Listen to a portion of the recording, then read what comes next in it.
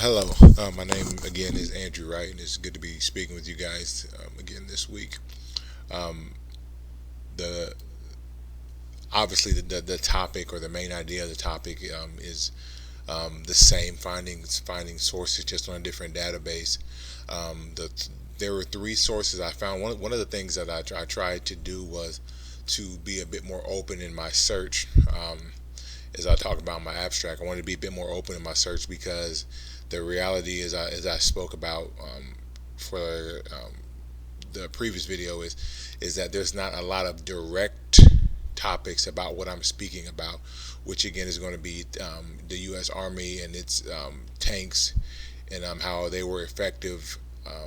Their tank units, not exactly their tank unit, armor units, and how they were effective and how they were used during Operation Iraqi Freedom and during Freedom. And there's just not a lot of exact things about that. And like I said, I think it's a good thing because it gives me that knowledge that there's not been a lot talked about as far as that specific topic.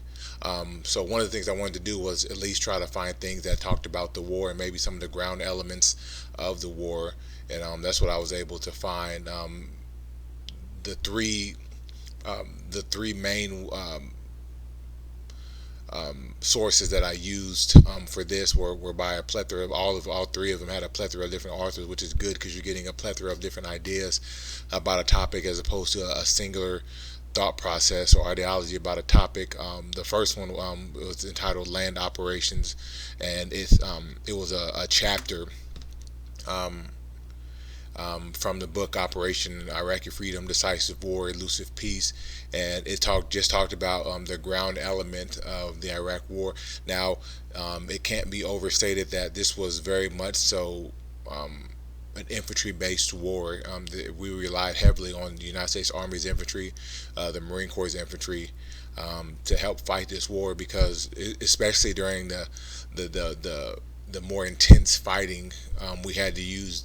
We were going literally house to house and fighting insurgents and Taliban. We had to rely on the infantry, but and that's what that source gave us an idea about was how effective that infantry was. The other source by Eric Peltz is called Mobilization, Deployment, and Sustainment in Operation Iraqi Freedom. It talks about how the troops were deployed, exactly how they were deployed, during which portion they were deployed, especially during the surge, during towards the end of Bush's administration and in the beginning of President Obama's administration, how they were deployed and how they were used. Um, which is important because a lot of times when we think about war, we don't realize how much thought process has to go into actually deploying troops. We A lot of times I know civilians, they believe that once you just get a call on the phone and they send people and people are hopped on a plane. There is so much, many thousands of hours of and so many hundreds of documents of paperwork that has to be sent and applied and approved before troops can be sent to Iraq.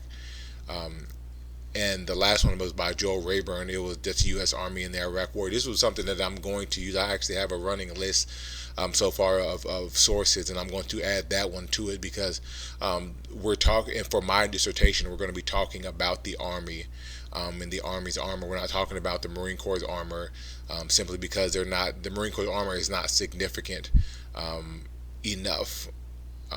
They don't have enough armor. The armor that the Marine Corps has was not significant and didn't play as major a role as the Army's armor did in the major combat operations in Iraq and Afghanistan. And that's partially why we're going to be talking about that. But I'm still going to use that as a source because the army view of the war and what the army was able to accomplish is different than the Marine Corps. It's not better, it's just different. And the way the government views the army and the way the government views the Marine Corps is different, and how they use those forces are very much the same, but there's still different stories that need to be told on both sides. And that's why it's important for my dissertation, knowing I'm going to be talking about the army, to make sure that I get sources that talk specifically about the army.